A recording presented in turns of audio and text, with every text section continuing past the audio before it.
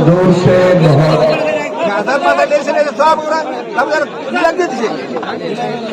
इस सिगरी बाजार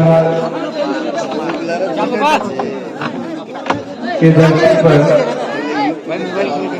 सभी विद्वान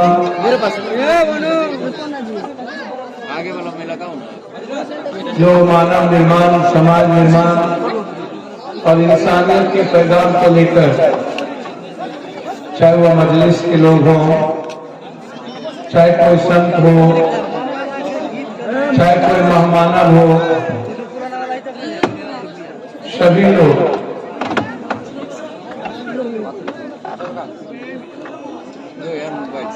अल्लाह के रास्ते पर ईश्वर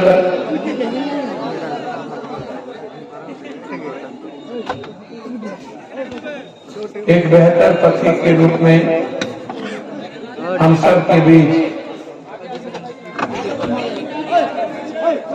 एक बेहतर तालीम के लिए कैसे समाज में मानव की निर्माण की भूमिका आवश्यक है, उसके लिए आज यहाँ सभी मौलाना साहब दूर दराज से उपस्थित हैं। मैं उनका और आप सबका, जो मेरे लिए ईश्वर की तरह है, देखुल हैं, मैं आप सबसे अपने परिवार से कम प्रेम नहीं करता।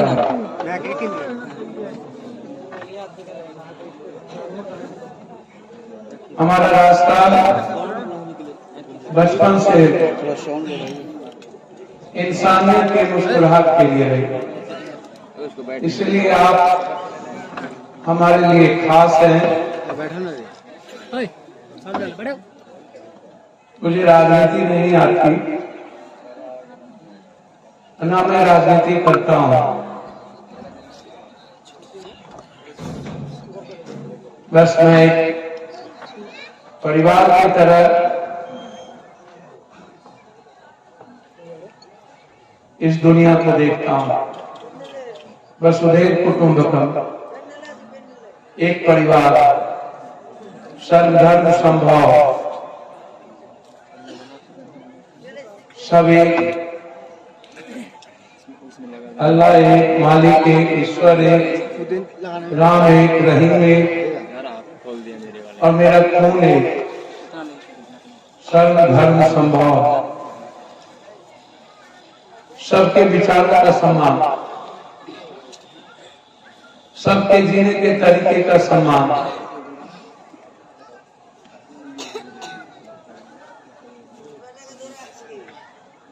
सबके लिए न्याय,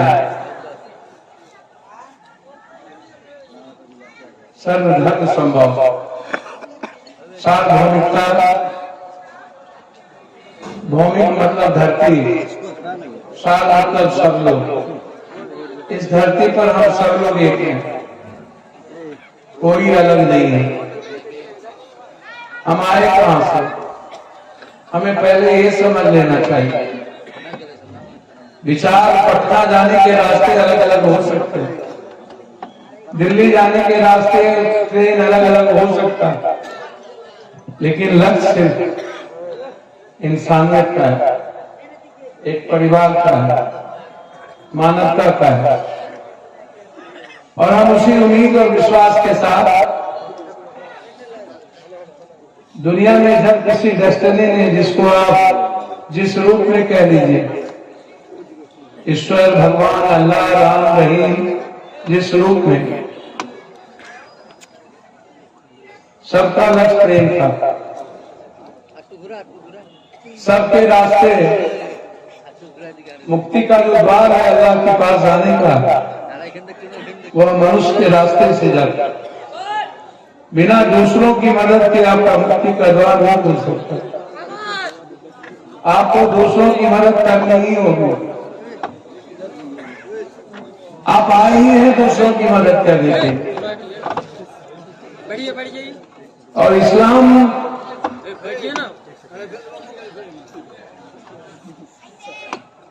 हो या बौद्ध, वाल्मीकि हो या संत रविदास, कबीर हो या नानक, एक जीता जागता उदाहरण है इस्लाम। मोहम्मद साहब को आप समझिए, इस्लाम को महसूस कीजिए। मुसलमान होने से बेहतर है पहले इस्लाम को समझना, हदीस को अपनी जिंदगी की ताकत बनाना।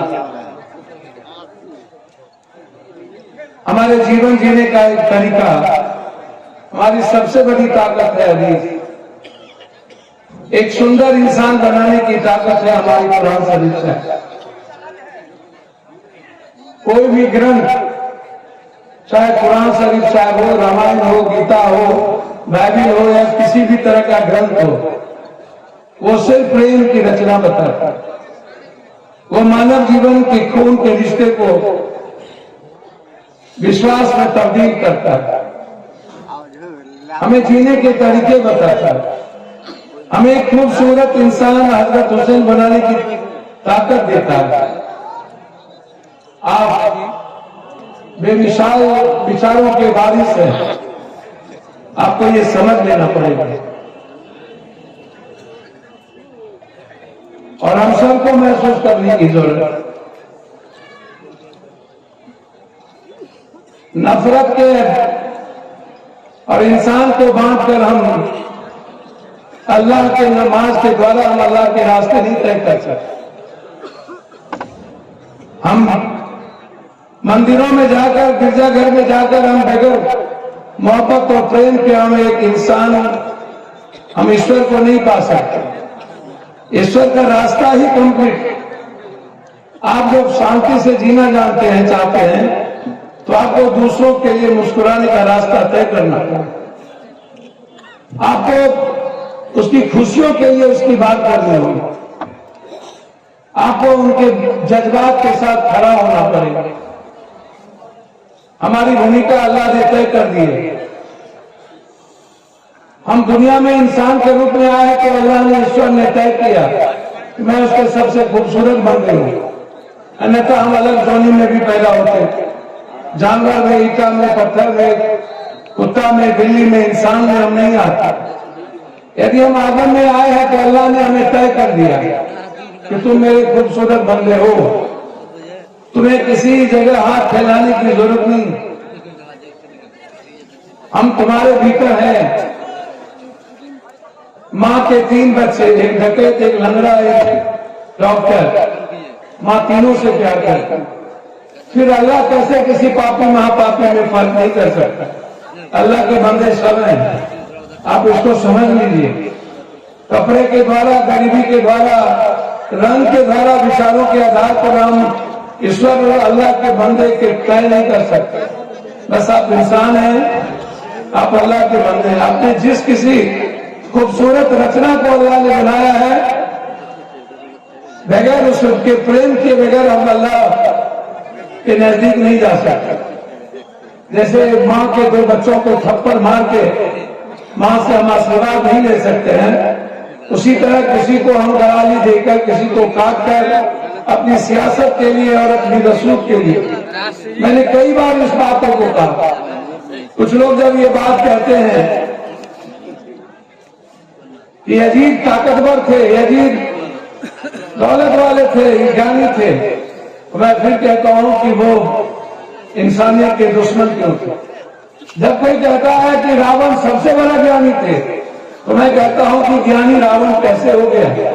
ज्ञानी नहीं थे, ज्ञानी रावण कैसे हो गया?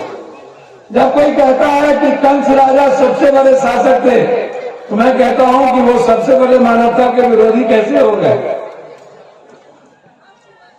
आप समझिए, अल्लाह ने हजरत हुसैन को क्यों चुना? राम ने हनुमान को क्यों चुना? सबरी से प्रेम क्यों किया? कृष्ण ने अर्जुन को क्यों चुना? बुद्ध ने अशोक को क्यों चुना? ये तय करता है अल्लाह। कि उसकी भूमिका के लिए कौन बंदा उसके सबसे नजदीक है। आप क्यों नहीं तैयारी करते? आप क्यों नहीं अल्लाह से मोहब्बत करते? आप करके देखिए ना। आप खुद से मोहब्बत करने में बैठे हैं। मुझे पता नहीं आप क्यों अपने लिए पागल हैं।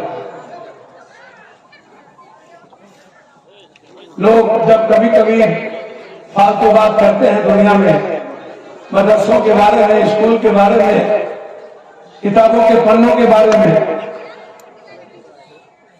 कुरान शरीफ साहब के बारे में, मुझे आश्चर्य लगता है। कुरान शरीफ साहब जब मदरसे में पढ़ाए जाते हैं तो याद रखिएगा, आपको ये बताया जाता है कि आप हम दुनिया में आए क्यों। अल्लाह ने तुम्हारे लिए तीन तीन चीजों को खूबसूरत तरीके से आपके जीवन के निर्माण के लिए बनाया है। हदीस हमारे जीने का एक अनुशासन ताकत है, तो कुरान शरीफ साहब हमारे खूबसूरत हजरत पढ़ने की, दुनिया के लिए जीने की एक सबसे बड़ी, यदि इंसानियत का कोई रास्ता है तो बगैर कुरान शरीफ साहब के, बगैर किसी ग्रंथ के, बगैर किसी विचारों के हम इंसानियत को पैगाम नहीं दे सकते। वो जरूरत है। यदि विज्ञान जरूरत है, इंग्लिश जरूरत है, मैथ जरूरत है, तो उसके पहले कुरान शरीफ साहब के जीवन को जीने का जो हमारा चिंतन हो, चरित्र हो, वो जरूरत है। मैं जानता हूं, मैं दुनिया के सारे ग्रंथों को बहुत नजदीक से महसूस किया है। मैं कभी भी बगैर प्रेम के कुछ नहीं कर पाता हूं। मेरा मिनट तो मिनट सिवाय इंसानियत के। आप किसी भी पल आप उठा करके देखिएगा। कल हम 3 बजे एक्सीडेंट किए, मैं आज आपके बीच हूं। अभी 2 बलात्कार की घटना के बाद मैं आपके यहाँ आया। 2 मासूम बच्ची के साथ बलात्कार किया गया। मैं बार बार कहता हूं कि तुम लक्ष्मी की पूजा करते हो, दुर्गा और काली की पूजा करते हो, लेकिन जिंदा लक्ष्मी की पूजा क्यों नहीं करते हो? जिंदा इंसानियत की पूजा क्यों नहीं करते हो? क्यों नफरत करते हो? आप किसी को काट कर, किसने कहा आपको? आप किसी से नफरत कर, किसी को मारकर, हम अपने सियासत के लिए किसी को गाली देंगे, ये दुसाध है, ये पासवान है, ये राम है, वाल्मीकि डोम है, संत रविदास समार है, ये इस जाति के लोग हैं, ये इस धर्म के लोग हैं, इस मजहब के लोग हैं, ये हिंदू है, ये मुसलमान है, ये बैकवर्ड है, ये फॉरवर्ड है, और हम आपकी जेबों पर मेरी निगाहें होगी और आपको हम लूटते रहेंगे।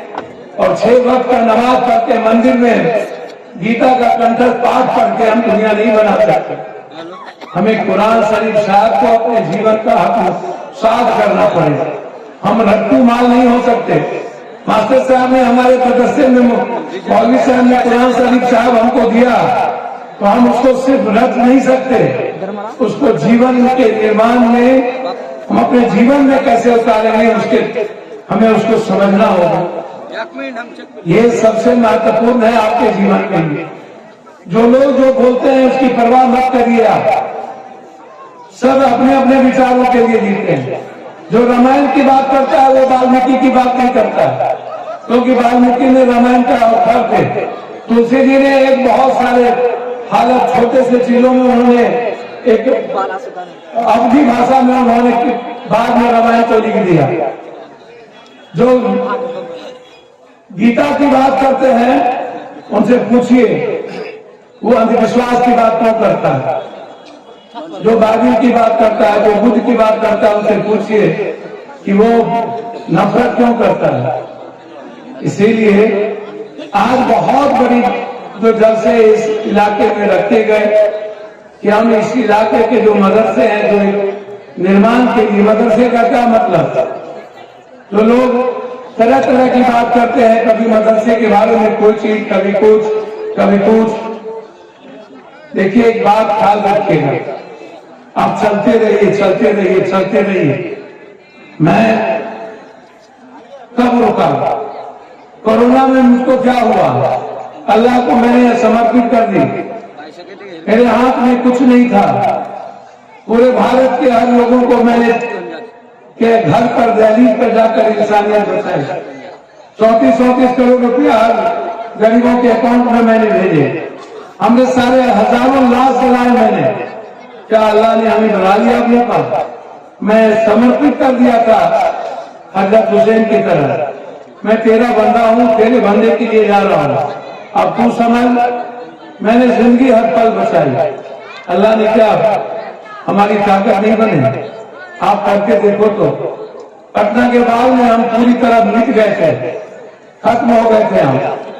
क्या हुआ, 12 दिनों तक हर घर पे अपने हाथ से सब दुनिया सो जाती थी, खाना लेके अल्लाह के बंदों के रूप में पहुंचते थे। क्या मैं जहर हो गया मेरा ब्लड?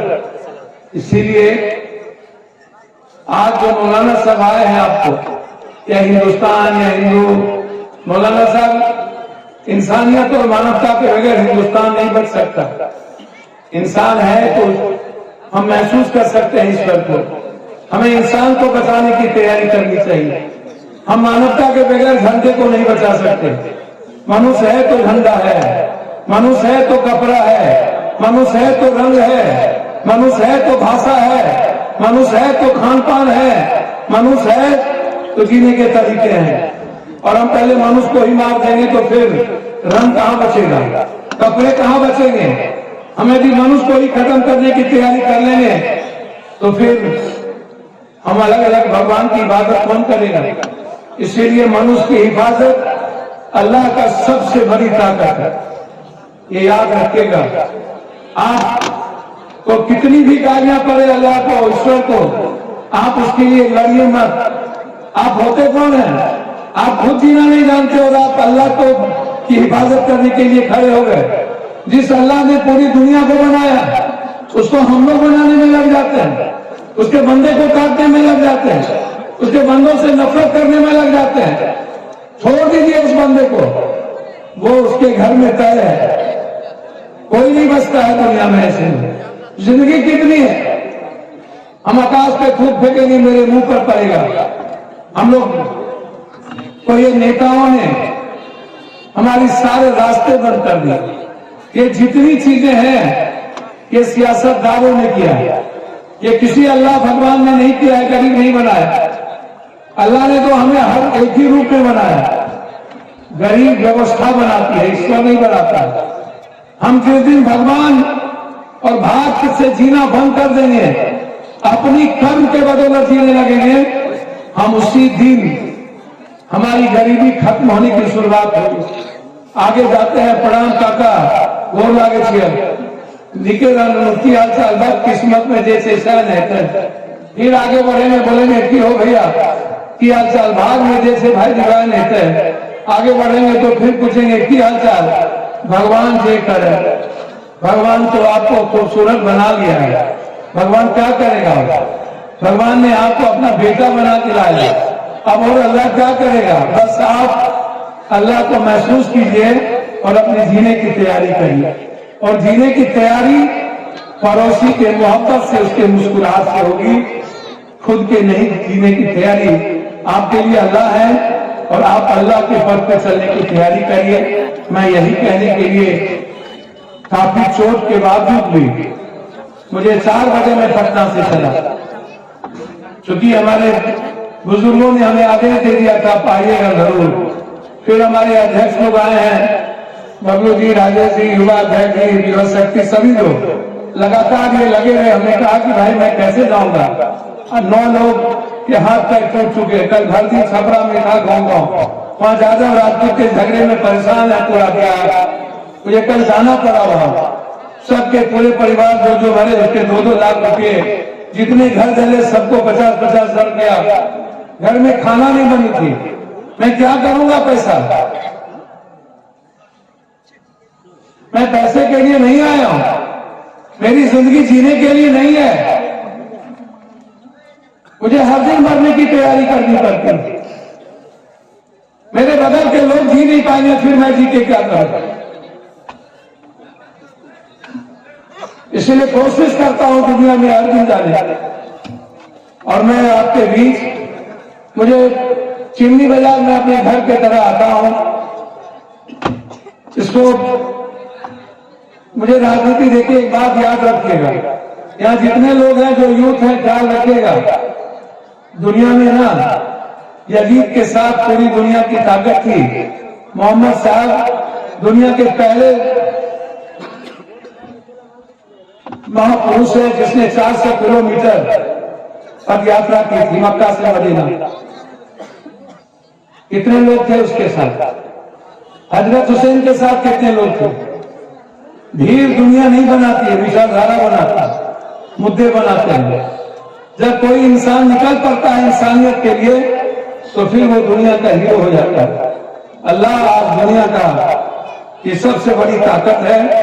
यदि आप इस्लाम को महसूस करते हैं और बढ़ाना चाहते हैं तो आपको मुसलमान से पहले इस्लाम को महसूस करना होगा, तब अल्लाह पूरी दुनिया में आप हम सब के कारण आज इस्लाम कहीं न कहीं रुका है, हमारे आचरण के कारण। इसलिए हम चाहते हैं कि इस्लाम की विचारधारा हर इंसान के भीतर, गीता की विचारधारा हर इंसान के भीतर जाए, और इसके लिए आप सबको अल्लाह का बंदा होना पड़ेगा, ये ख्याल रखें। मैं यही कहने, जहां तक मदरसे का सवाल है, मैं बार बार कहा हूं स्कूल हो या मदरसा सरकार को एडॉप्ट करना चाहिए। दुनिया का मदरसे की तालीम हो या स्कूल की तालीम, यदि हम सरकारी रूप से इस चीजों को बढ़ाते हैं और मदरसे को हम एक विचारधारा के साथ विज्ञान अध्यात्म को मिला करके हम आगे बढ़ते हैं और मदरसे के शिक्षक को एक बेहतर शिक्षक के रूप में, एक अच्छे कंप्यूटर, अच्छा साइंस, अच्छी चीजों के रूप में हम आगे बढ़ाएंगे तो हमारे बच्चे बड़ी तालीम करेंगे। और मैं मुसलमान भाइयों से कहना चाहूंगा एक बार फिर, आप अपने बच्चों को मजदूरी करना बंद करेंगे। दलित से भी ज्यादा मजदूरी आप के बच्चे बाहर जाके करते हैं। पहले आप 12 तक तालीम देने की तैयारी करिए, कम से कम 12। जिस दिन आपके घर में 12वीं तक तालीम की व्यवस्था आप कर दी, मजदूरी यदि मेरे अल्लाह ने हमें तय कर दिया कि हमें इसी राह पर चलना है, मैं हूं ना, मैं अपने बच्चों को कम से कम 12वीं तक उस रास्ते पर जाने से रोकूं। मैं चाहूंगा यदि मदरसे में ही हमारे बच्चे 12वीं तक तालीम लेकर के अपनी जिंदगी को खूबसूरत बनाए, वह एक अच्छा समाज भी होगा, एक अच्छा देश भी बनेगा और एक अच्छा हम इस्लाम को समझने और महसूस करने वाले बंदा भी बनेंगे और हम अल्लाह के बंदे बनके पूरी दुनिया की हिफाजत कर पाएंगे। इसीलिए इस मदरसे के लिए मेरे तरफ से तत्काल में 10,000 रुपया मेरे तरफ से चंदा आप रखिए। मैं आपको वैसे जितनी मदद हो सकती है मैं इस मदरसे के लिए करूंगा। मैं हर चीज के लिए मदद करता हूं, मदरसे और स्कूल के लिए तो और मेडिकल के लिए। मेरे जिंदगी का जब मैं बाहर से पढ़ के आया था 83 में हम मुखिया बने थे, फिर सुप्रीम कोर्ट ने हमें रोक लगा दिया, फिर 84 में हम कॉलेज के प्रेसिडेंट बने और 90 में हम MLA। तब से मेरी उम्र 57 साल हो गई। सड़कों पर लाठी के अलावा मैंने आज तक कुछ देखा ही नहीं। अभी कुछ दिन पहले पटना में 3 बार लाठी खाए कि कैसे हमारे बच्चे मुस्कुरा पाए। इसीलिए मैं जितनी हमारी भूमिका तय करेंगे, जिम्मेदारी हमारे दायित्व को देंगे, मैं अपने कर्तव्यों को और दायित्व का निर्वहन हृदय से करूंगा। मैं मन से कह रहा हूं आप सबको हमेशा अल्लाह मुस्कुराते हुए खुश रखे, आप की हिफाजत करें। अल्लाह जब तक है आप हिफाजत में, ईश्वर जब तक है हर बंदा हिफाजत में। खतरे में ये नेता डालते हैं, जब इनकी सियासत खतरे में होती है तो जात और धर्म कौम खतरे में पड़ जाता है, देश खतरे में पड़ जाता है। सियासत खतरे में होती है, देश खतरे में नहीं पड़ता। कोई धर्म और मजहब, कोई इंसान खतरे में नहीं पड़ता, कोई भगवान खतरे में नहीं पड़ता। इसीलिए भगवान को जीने दीजिए, अल्लाह को जीने दीजिए। तो मैं आपसे हाथ जोड़ता हूं, पप्पू यादव को जितनी गाली देना हो देने दीजिए। आप हम उनके घर में सबका हिसाब हो रहा है, आप मेरा हिसाब मत कीजिए। जिस दिन गाली देने के बाद मोहम्मद की तरह प्रेम करने लगेगा दुनिया से, इस्लाम उसी दिन दुनिया के पास चला जाएगा। ये ख्याल रखिएगा, जब तक आप गाली देने वालों से लड़ने की तैयारी करिएगा और हदीस के पर अपनी जिंदगी नहीं ले चलिएगा तो दुनिया आपको इसी तरह देखेगी। पप्पू यादव की तरह आप मत जिए प्लीज। आपकी विचारधारा बहुत नजदीक में आपके बीच आई और एक नई विचारधारा से चलिए। बुद्ध और इस्लाम ये दो विचारधारा बहुत नजदीक में जिंदगी को हमने दिया। आप देखिएगा पूरी दुनिया के दलित बुद्ध को और इस्लाम को ज्यादा फॉलो करता है, बहुत को ज्यादा फॉलो करता है। ये ख्याल रखिएगा जो गरीब लोग हैं, इसलिए गरीबों से मोहब्बत करिएगा। ये मैं आपसे कहूंगा, गरीबों की जिंदगी में यदि कहीं दिक्कत हो, आपको 100 रुपया हो, 50 रुपया गरीब को दे दीजिएगा, 50 अपने बच्चों के लिए रखिएगा। आप उस दिन इतने आनंदित रहिएगा, आपकी उसी दिन नमाज हो जाएगी, उसी दिन ईदी हो जाएगा जिस दिन अपने पड़ोसी के गरीब को आपके भीतर हिम्मत हो जाएगी देने की। सिर्फ देने की ताकत रखिए, लेने की ताकत मत रखिएगा। कभी हाथ मत फैलाइएगा। मैंने आज तक हाथ नहीं फैलाया, हमेशा दिया है। मैंने किसी से मांगा नहीं, मैंने जिंदगी भी दी और सब कुछ दिया। इसीलिए आप सबसे मैं कह के जाता हूँ कि आप मेरे परिवार हैं, ये मैं आपसे कहना चाहूंगा। वसीम अख्तर साहब, मोहम्मद आचार्य जी, असलम भाई, हजरत कलीम फैजी जी, विवेक, मैं विशेष आभार करूंगा इन सब के साथ यहाँ के जनप्रतिनिधि का भी, काउंसिलर का भी, अन्य लोगों का भी और सभी उन बुजुर्गों का जिसने इस जलसे को बड़े दूर दूर तक आवाज देकर के इसने एक नई निर्माण के लिए जो उन्होंने भूमिका निभाई। मैं सबको बहुत हृदय से धन्यवाद देते हुए आपके बीच आके मुझे अत्यधिक खुशी हुई। मैं बचपन से आपसे प्यार करता हूँ, न जाने कब क्यों कैसे करता हूँ वो मैं अल्लाह पर छोड़ दिया हूँ। बस मैं आपसे प्यार करता हूँ। मैं जब तक जिंदा हूँ कोशिश करूंगा आपकी हर खुशियों की हिफाजत करने की, आपके हर मुस्कुराहट को एक खूबसूरत मुस्कुराहट में बदलने की, और अल्लाह का बंदा बनके आप पर किसी भी तरह के ताकतों की आंच कभी ना आए। जब तक मैं जिंदा हूँ, इंसानियत को जिंदा रखने के लिए हमेशा अपने मरने की तैयारी रखेंगी। बहुत बहुत धन्यवाद। मैं पुनः हृदय से आप सबको अल्लाह हाफिज करते हुए कि आप पूरा समर्पण के साथ अपने बच्चों को आगे